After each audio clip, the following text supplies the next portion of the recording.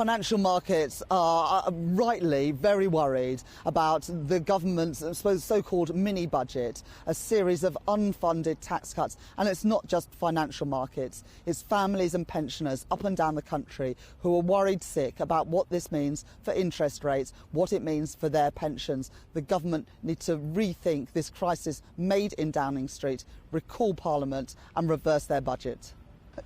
Everybody agrees that a package of support to help people with their energy bills is essential.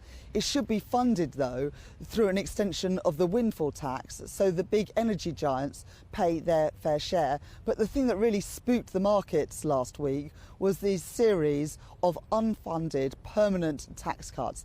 And that is what gave the markets a reason to take fright, both last week and through this week as well. It's putting pressure on interest rates, which will mean higher mortgage payments for families, but also we've seen this now unprecedented intervention from the Bank of England to stop pension funds deteriorating in value. So incredibly worrying times, and all for what?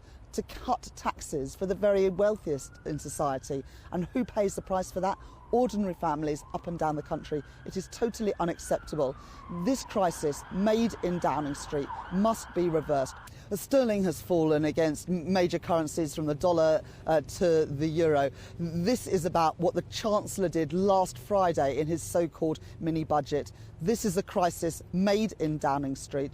What was premature was for the Chancellor to announce a series of unfunded tax cuts without a forecast, an economic forecast from the Office for Budget Responsibility. And it now looks like people on the lowest income, some of the poorest in society, both in work and disabled people, will be paying the price for these tax cuts for the already super wealthy. That is totally wrong, and the government must rethink now.